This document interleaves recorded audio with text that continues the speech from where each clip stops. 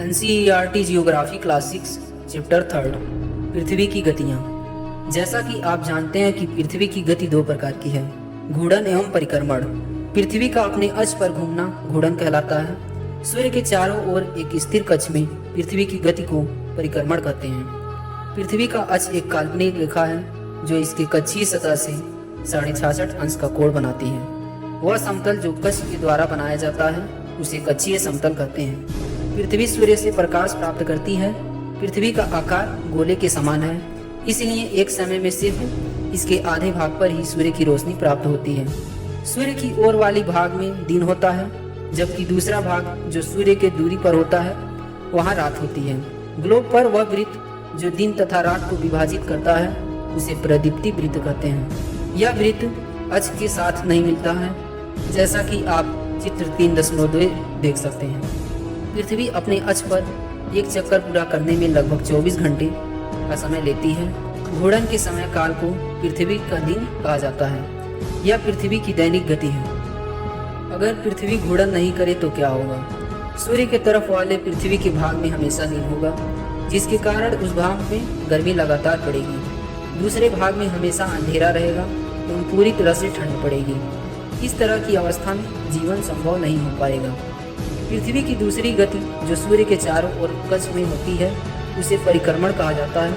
पृथ्वी के एक वर्ष या 365 दिन में सूर्य का एक चक्कर लगाती है। हम लोग एक वर्ष 365 दिन मानते हैं तथा सुविधा के लिए 6 घंटे को इनमें नहीं जोड़ते हैं। 4 वर्षों में प्रत्येक वर्ष के बचे हुए 6 घंटे मिलाकर एक दिन यानी 24 घंटे के बराबर हो जाते हैं। इसके अतिरिक्त दिन को फरवरी के महीने में जोड़ा जाता है।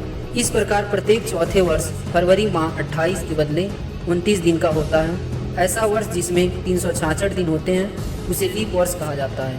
पता लगाइए कि अगला लीप वर्ष कब होगा। चित्र 3.3 से स्पष्ट है कि पृथ्वी दीर्घवृत्ताकार पथ पर सूर्य के चारों ओर चक्कर लगाती है। ध्यान दीजिए कि पृथ्वी के पूरे कक्ष में एक ही दिशा में झुकी हुई है। सामान्यतः एक वर्ष को गर्मी, सर्दी, वसंत एवं शरद ऋतुओं में बांटा जाता है। ऋतुओं में परिवर्तन सूर्य के चारों ओर पृथ्वी की स्थिति में परिवर्तन के कारण होता है। चित्र 3.3 में आप देखेंगे कि 21 जून को उत्तरी गोलार्ध सूर्य की तरफ झुकी है। सूर्य की किरणें कर्क रेखा पर सीधी पड़ती हैं। इसके परिणाम स्वरूप इन क्षेत्रों में ऊष्मा अधिक प्राप्त होता है। ध्रुवों के पास वाले क्षेत्र में कम ऊष्मा प्राप्त होती है। प्रत्येक वहाँ सूर्य की किरणें तिरछी पड़ती है।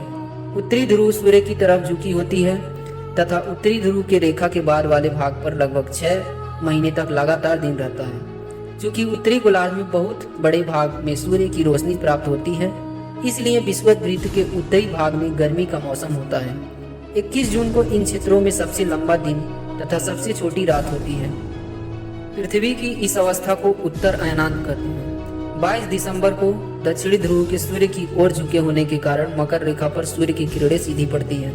चूँकि सूर्य की किरणें मकर रेखा पर लंबवत पड़ती है, इसलिए दक्षिणी गोलार्ध में के बहुत बड़े भाग में प्रकाश प्राप्त होती है। इसलिए दक्षिणी गोलार्ध में लंबे दिन तथा छोटे रात वाली ग्रीष्म ऋतु होती है। इसके ठीक विपरीत स्थिति उत्तरी गोलार्ध में होती है।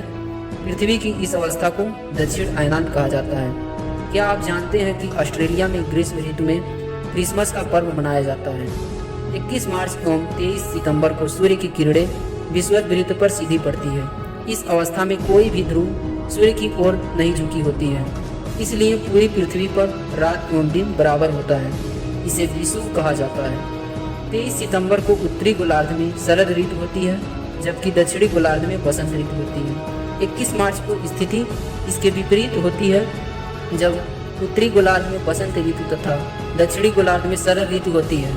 इस प्रकार स्पष्ट है कि पृथ्वी के घूर्णन एवं परिक्रमण के कारण दिन एवं रात तथा ऋतुओं में परिवर्तन होता है। अब ये चैप्टर समाप्त होगा। वीडियो अच्छी लगी हो तो लाइक करें और हमसे जुड़ने के लिए हमारे चैनल को सब्सक्राइब करके बेल आइकन को प्रेस करें। मैं मिलता हूँ आपसे अगले वीडियो में। जय हिंद।